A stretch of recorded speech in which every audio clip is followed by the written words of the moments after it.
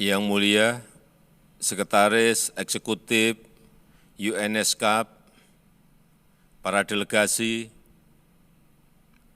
pertama-tama selamat kepada UNESCAP atas ulang tahunnya yang ke-75. Momen ini penting di tengah upaya kawasan untuk keluar dari tantangan besar akibat dari pandemi, perubahan iklim, dan perang. Pertama, ekonomi sejumlah negara Asia Pasifik belum pulih, masih di bawah tingkat pra-pandemi. 70% dari total pengangguran baru terjadi di kawasan kita, dan 85 juta penduduk kembali masuk ke jurang kemiskinan ekstrim. Yang kedua, pertumbuhan ekonomi kawasan tahun ini, sebagaimana prediksi IMF, turun 0,5% menjadi 4,9%. Inflasi juga diperkirakan mencapai 8,7%, naik 2,8% dari perkiraan semula. Yang ketiga, pencapaian SDGs semakin tertunda. Kawasan kita diperkirakan baru dapat mencapai SDGs paling cepat pada tahun 2065. Dan menurut Global Climate Risk Index, 6 dari 10 negara paling terdampak perubahan iklim dalam jangka panjang ada di Asia Pasifik. Menjawab tantangan ini, saya mendukung sepenuhnya upaya UNESCAP memajukan a common agenda to advance sustainable development. Izinkan saya menyampaikan beberapa pandangan. Yang pertama, penanganan pandemi harus dilanjutkan dan kesenjangan vaksinasi di kawasan harus ditutup.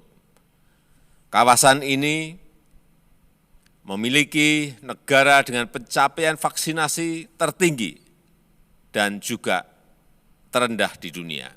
Keberhasilan vaksinasi menentukan reaktivasi ekonomi nasional dan konektivitas dengan perekonomian dunia.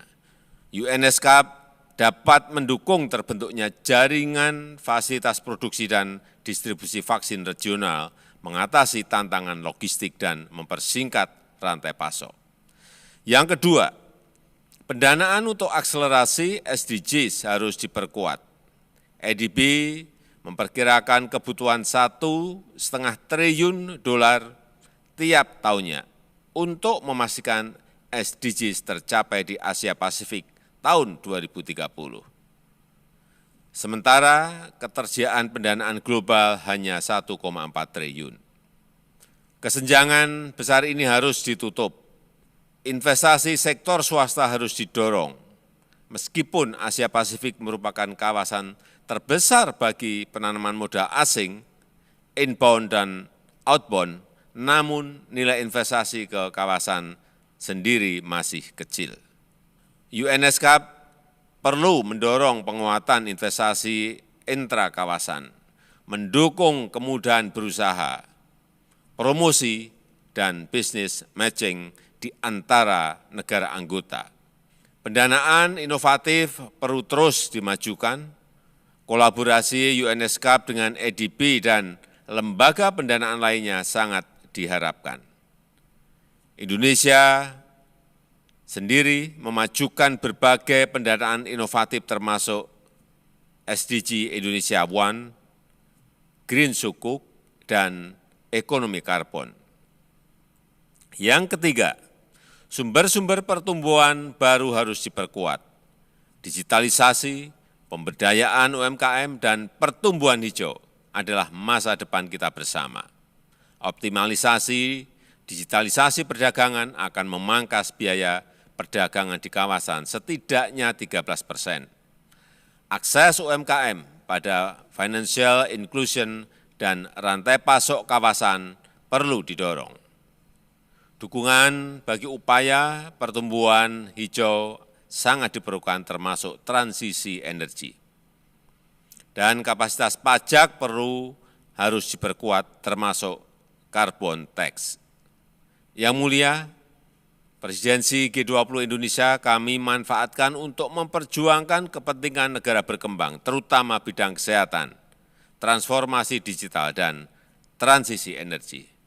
Kami berterima kasih atas dukungan dan kontribusi UNESCAP dalam upaya ini. Dengan bekerja bersama, kita dapat mempercepat pemulihan kawasan dan dunia menuju masa depan berkelanjutan. Recover together, recover stronger. Terima kasih.